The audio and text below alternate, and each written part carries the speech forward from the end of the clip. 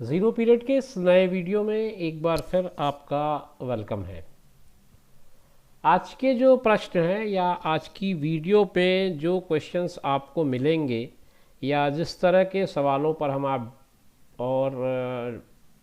और आप आज बात करेंगे, वो सवाल हैं छत्तीसगढ़ बोर्ड की कक्षा 10वीं के लिए जो असाइनमेंट दी गई है नवंबर माह में, उस पर आधारित है।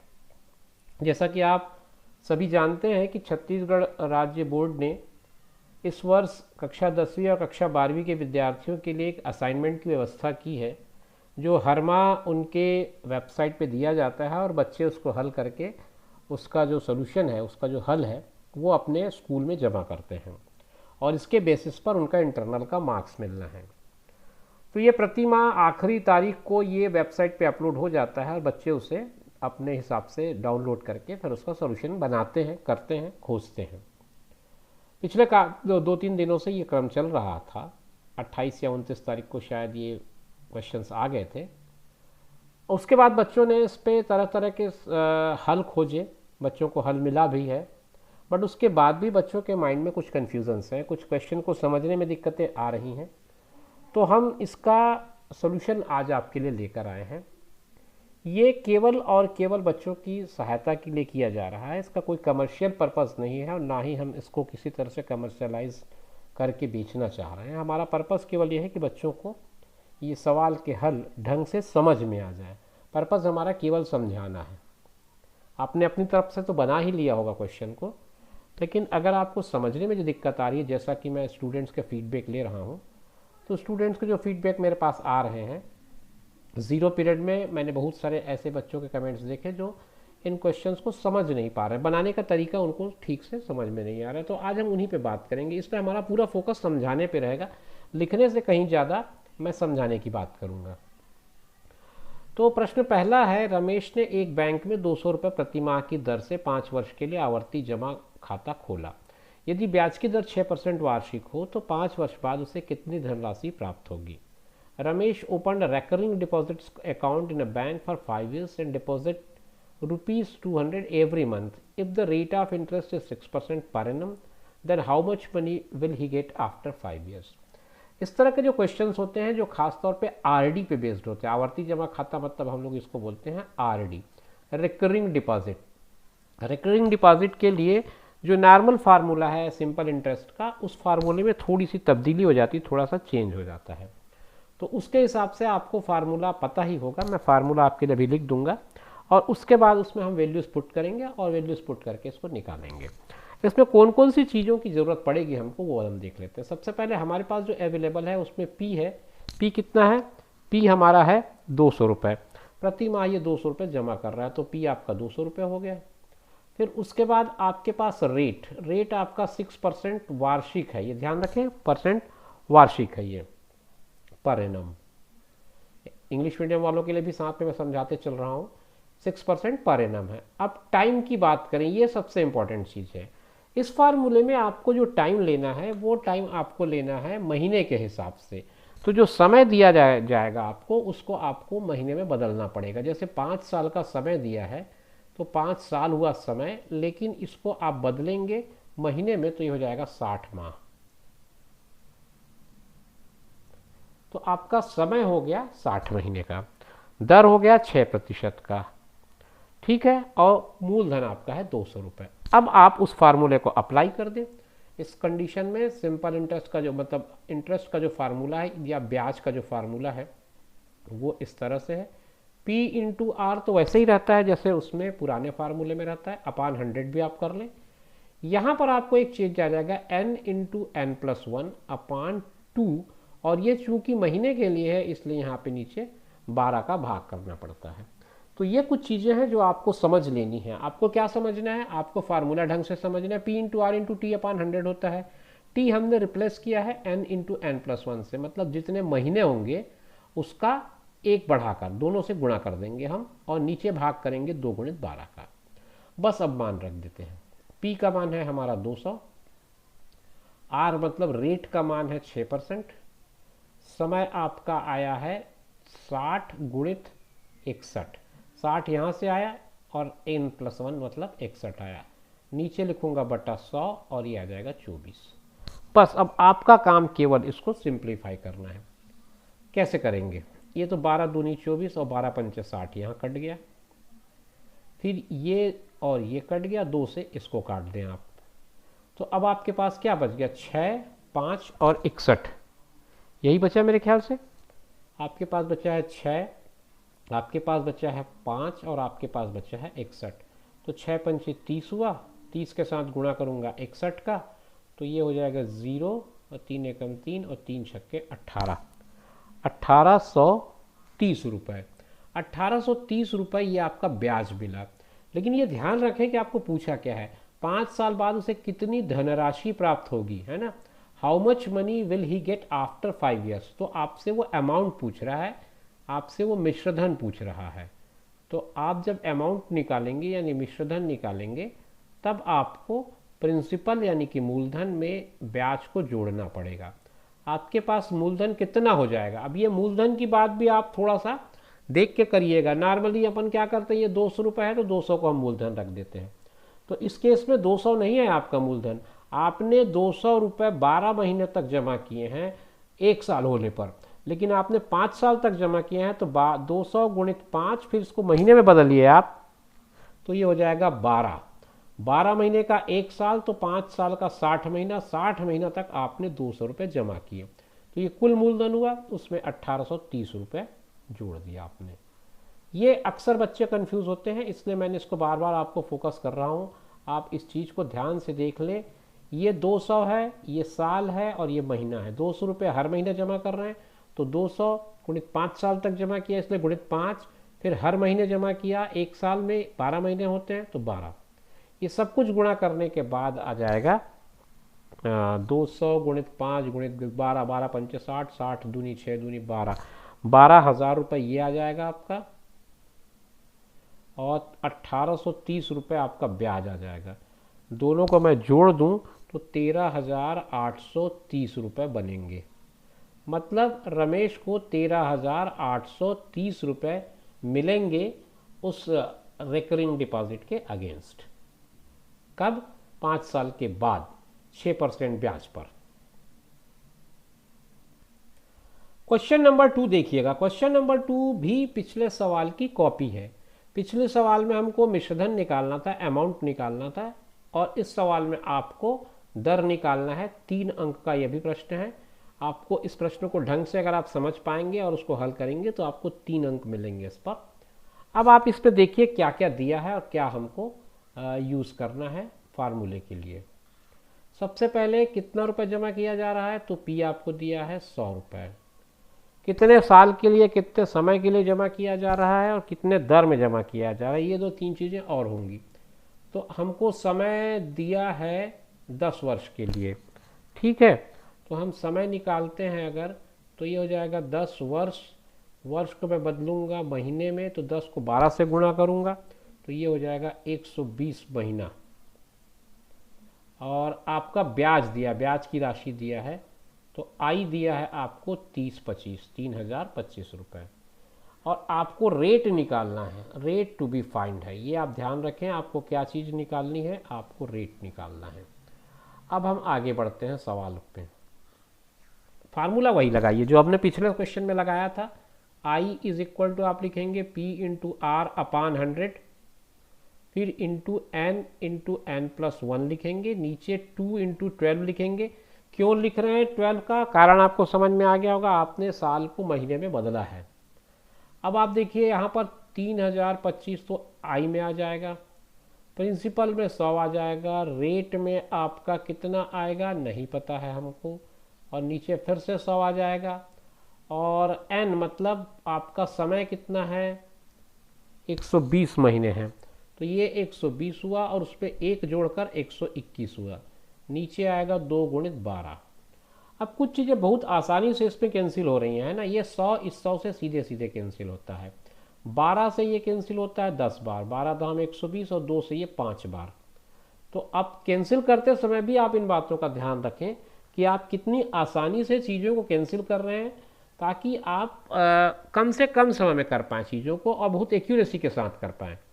इसलिए इस बात को सब ध्यान रखा करें कि आप स्टेप्स कौन से फॉलो कर रहे हैं। केवल सवाल को बनाना ही ज़रूरी नहीं है, सवाल को कैसे बनाना है ये ज़्यादा ज़रूरी है। तो ये हो जाएगा 3025 रुपये, और यहाँ पर आर बचा है, ऊपर में 5 बचा है, 121 बचा है। ठीक है, इतनी चीज़ें आपके पास बाकी हैं।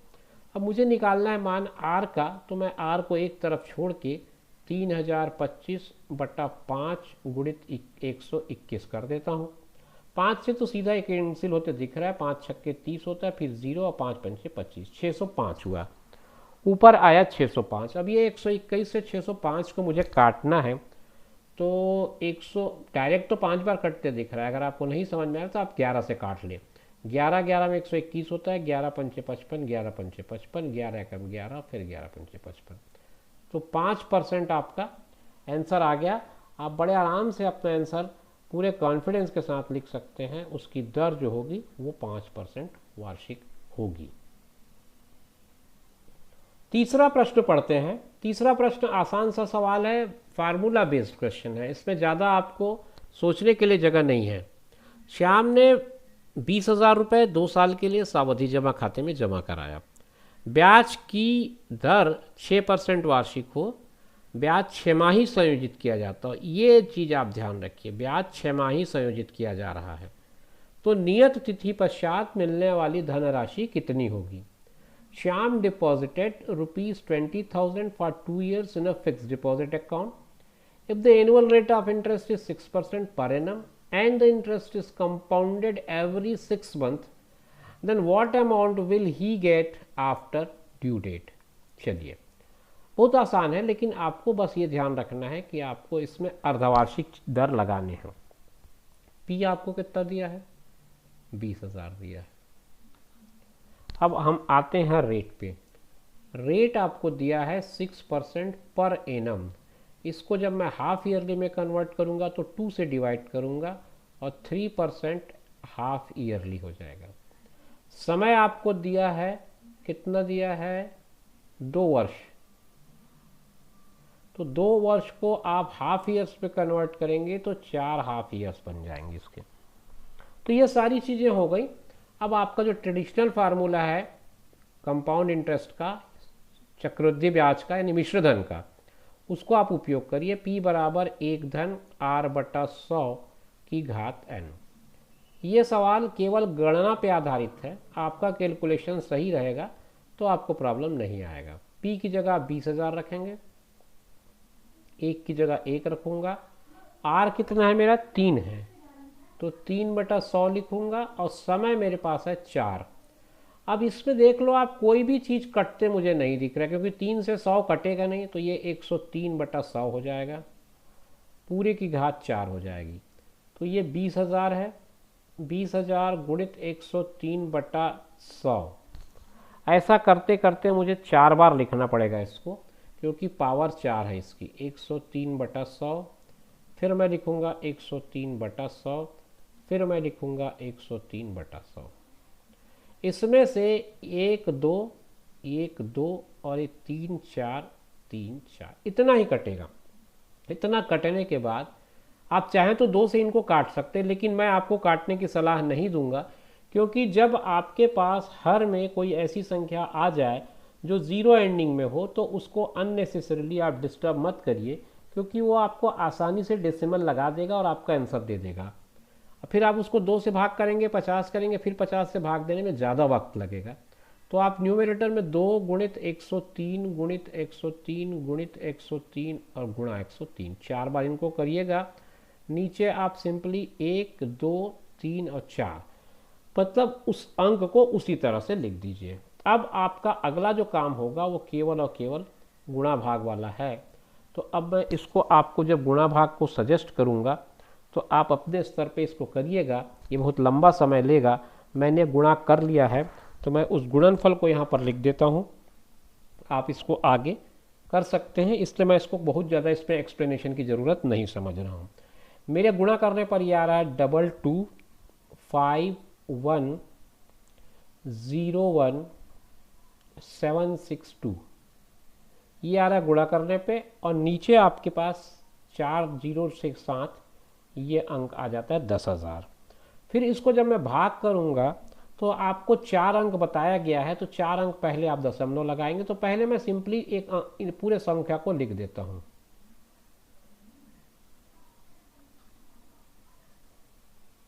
पूरे अंक को लिख देता हूँ मैं।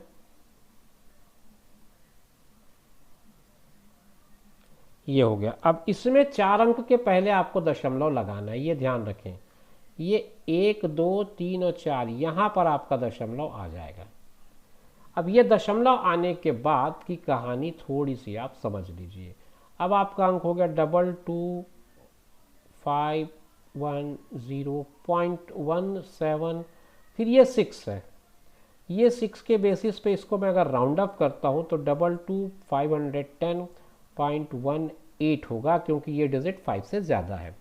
तो आंसर आपका बनना चाहिए 22,510 रुपये 18 पैसे। मैं और कुछ साथियों के वीडियोस भी देख रहा था और बाकी कुछ और सॉल्यूशंस भी मैंने देखे हैं, तो कुछ लोगों ने इसको 17 ही लिखा है, पर मेरी राय में ये 17 नहीं होगा, क्योंकि जब आप इसको राउंड अप करेंगे तो ये 176 है, जो और आगे 2 भी है।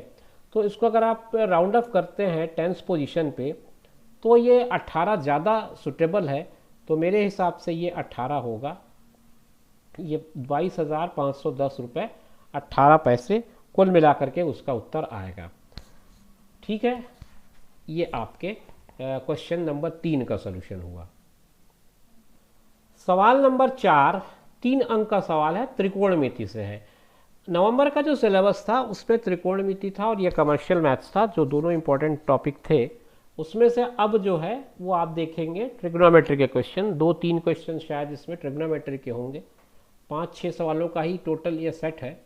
तो 3 सवाल हमने कर लिए हैं, अब 3 सवाल बाकी है, एक एक करके इनको भी पूरा कर लेते हैं। इस पर सिद्ध करना है आपको, prove that sine theta upon 1 plus cos theta plus 1 plus cos theta upon sine theta is equal to 2 cos x theta. चलिए स्टार्ट करते हैं। लेफ्ट हैंड साइड में हमारे पास है sine theta upon 1 plus cos theta plus 1 plus cos theta upon sine theta is equal to, आपको ये proof करना है।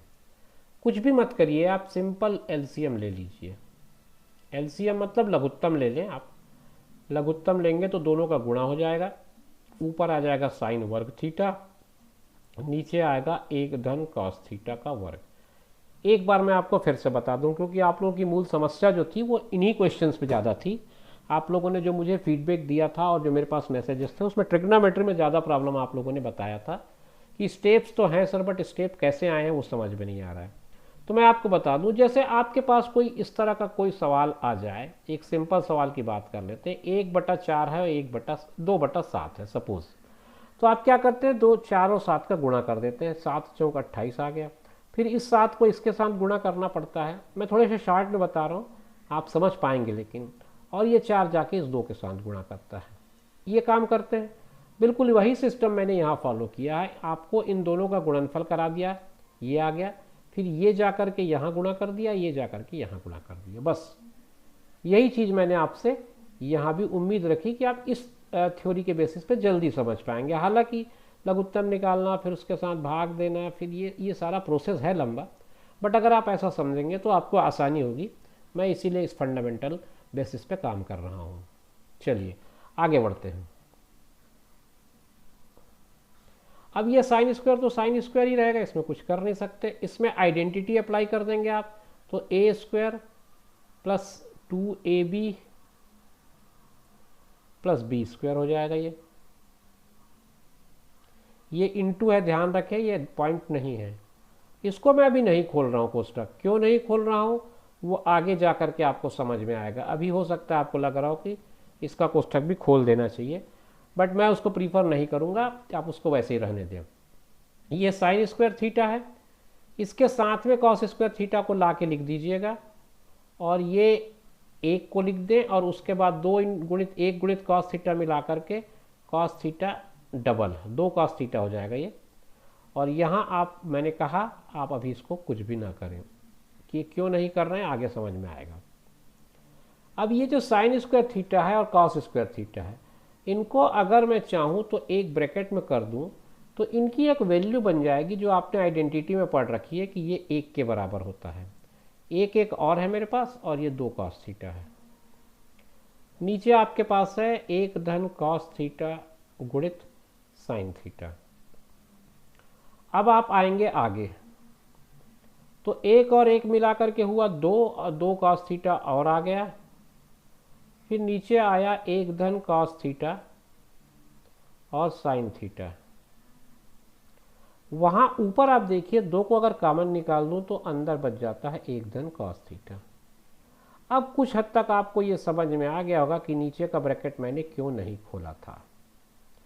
मेरे पास जो द्विपद मिल रहा है 1 धन cos थीटा, उसको मैं सीधे सीधे यहाँ पर कैंसिल करना चाह रहा था, ये इस तरह से कैंसिल हो जाता है। तो द्विपद से द्विपद ही कैंसिल करते हैं हम, ये ध्यान रखें, आप अलग अलग कैंसिल मत करिएगा। अब हम पहुंच गए हैं अपने लगभग अंतिम पड़ाव में, और ये आ गया 2 बटा साइन थीटा, यानी कि 2 गुणित 1 बटा साइन थीटा, और 1 बटा साइन थीटा को हम कहते हैं कोसेक थीटा। तो कुल मिलाकर के आपका राइट हैंड साइड भी यही कहता है।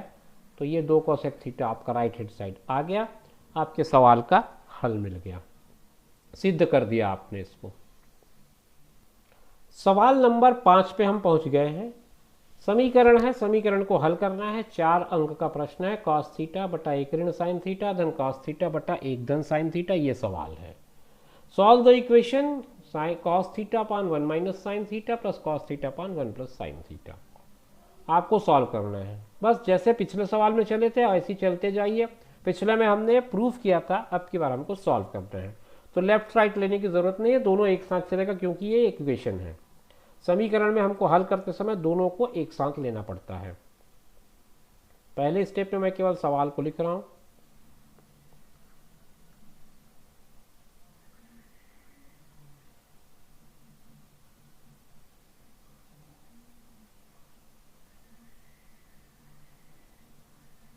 ये हो गया। इसके बाद आप लघुत्तम ले लें, ये एलसीएम आ जाएगा इनका। 1 प्लस साइन थीटा यहाँ गुणा करेगा, cos theta into 1 plus sine theta होगा।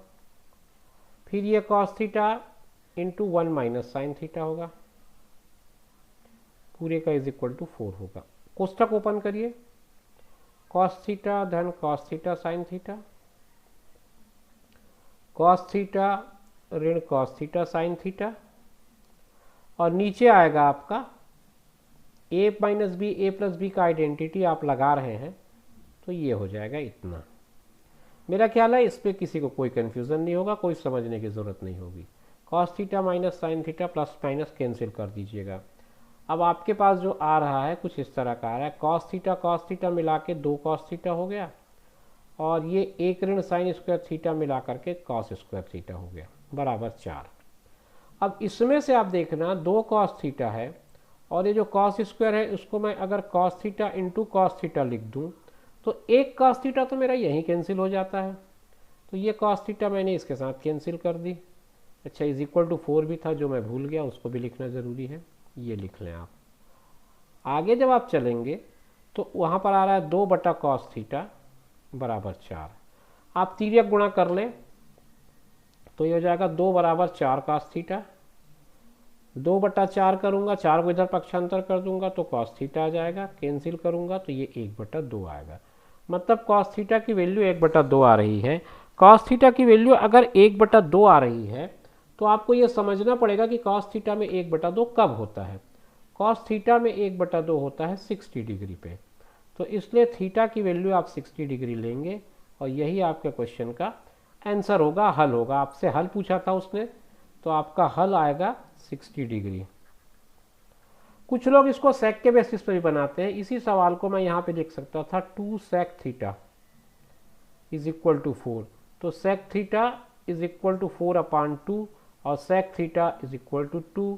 तो सेक थीटा में 4 ये 2 कब होता है, सेक 60 में होता है, तो थीटा की वैल्यू 60 डिग्री आएगी। तो ये इस तरह से आप दोनों तरीके से बना सकते हो, ये आपके ऊपर है। सेक नॉर्मली हम लोग कम यूज़ करते हैं 9th-10th लेवल पे। साइन कॉस और टेन की वैल्यू ज़्यादा याद रहती है और ज़्यादा फ्रीक्वेंटली यूज़ करते हैं, इसलिए मैंने प्रीफर किया कॉस थीटा को। बाकी आप सेक के बेसिस पे भी बना सकते हैं। चलते चलते हम लोग आखिरी सवाल तक पहुँच आए हैं। सवाल नंबर 6, 3 अंक का ये सवाल है। आसान सा सवाल है, मान ज्ञात करना है आपको। पूरक समपूरक आपने अगर ढंग से त्रिकोणमिति में पढ़ा होगा तो ये आपके बाएं हाथ के चुटकी का सवाल है। इसमें कुछ भी नहीं करना है आपको, केवल वैल्यूज़ को किसी एक को शिफ्ट कर देना है बस। 2 cos 767 अपान साइन 23 प्लस 1040 अपान cot 50 प्लस cos 0, इसकी वैल्यू आपको निकालनी है। चलिए देख लेते हैं इसको भी। प्रश्न ये है 2 cos 67 अपान साइन 23 प्लस 1040 अपान cot 50 प्लस cos 0। देखिए अब क्या है, इसमें किसी एक की वैल्यू आप बदलिएगा। अगर कॉस का बदल रहे हैं तो साइन मत बदलिए, 10 का बदल रहे हैं तो कॉट मत बदलिए। जिसको भी बदल रहे हैं किसी एक को ही बदलिए। दोनों को बदलेंगे तो आप फिर वहीं पहुंच जाएंगे जहां सवाल था। तो मैं ऊपर कॉस को बदल देता हूं। मैं लिखता हूं उसको कॉस 67 को मैं रिप्लेस कर रहा हूं 90 माइनस 23 से। नीचे साइन 23 ही रखिए, उसको मत बदलिए।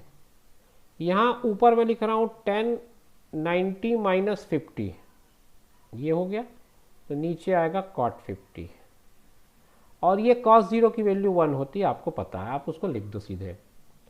अब ये देखिए cos 90 माइनस थीटा आपको पता है कि साइन थीटा होता है, तो मैंने उसको साइन थीटा की जगह साइन 23 लिखा क्योंकि मेरा थीटा 23 है और नीचे साइन 23 है। 10 90 माइनस थीटा पूरा कोण के हिसाब से cot थीटा हो जाता है, तो ये cot 40 हो जाएगा। थीटा मेरा 40 डिग्री है, नहीं cot 50 डिग्री है मेरा थीटा। मैं 40 क्यों लिख रहा हूँ इसको, तो 50 डिग्री है, तो आप इसको लिखेंगे 50 डिग्री और नीचे आपका cot 50 है। फिर उसके बाद +1। अब यहाँ आप देख लीजिए, आराम से आप कैंसिल कर सकते हैं, कहीं कुछ भी आपको सोचना समझने की ज़रूरत ही नहीं है। सीधा कैंसिल हो रहा है, ये दोनों, यहाँ ये दोनों कैंसिल हो रहे हैं। तो जब सब कैंसिल हो गए हैं तो आपके पास बचता क्या है, आपके पास यहाँ 2 × 1 बचा, यहाँ 1 बचा, यहाँ 1 बचा। 2 × 1 2 हुआ, यहाँ 1 यहाँ 1, सबको जोड़ दूँ तो मेरे पास आएगा 4। मतलब मेरे सवाल का जो आंसर है वो हो जाएगा 4। तो ये इस तरह से आपके क्वेश्चन का आंसर आ जाएगा 4। और ये मेरे ख्याल से इस असाइनमेंट पार्ट का आखिरी क्वेश्चन है। 3 अंक का प्रश्न था, बहुत बढ़िया प्रश्न था। मतलब इस प्रश्न को बनाते समय भी मज़ा आया, अच्छा प्रश्न था। तो डियर चिल्ड्रन, ये तरीका है। अगर आप बना रहे होंगे क्वेश्चन को तो आप अपने हिसाब से इसमें आइडेंटिटीज लिखेंगे, मेंशन करेंगे, LHS RHS हैंड्स प्रूव्ड, ये सारे स्टेप्स पूरे प्रॉपर फॉलो करिए। मैंने इस वीडियो में केवल उसको एक्सप्लेन करने की कोशिश की। आपको कैसे लिखना है ये आप अपने टीचर से ज़रूर गाइड लीजिएगा, गाइडेंस लीजिएगा उनसे, और उनसे पूछ करके इसको और प्रॉपर सिस्टमेटिक ढंग से कैसे पुटअप करना है वो देखें। मेरी कोशिश केवल ये थी कि इस वीडियो में मैं आपको क्वेश्चन के एक्सप्लेनेशन पार्ट पे जाऊं और आपको एक्सप्लेन करूं कि क्वेश्चन को कैसे बनाना है। कहीं से भी मेरा कोई ऐसा कमर्शियल पर्पस नहीं है कि आप इसको ले जाएं और छाप दें और सबमिट कर दें। तो ध्यान रखें, आपने अगर अच्छे से समझ लिया होगा तो आप खुद से इस क्वेश्चन को अपने ढंग से अच्छे से इसका वो सोल्यूशन बना सकते हैं। मिलेंगे नेक्स्ट वीडियो में, तब तक के लिए टेक केयर, बाय बाय।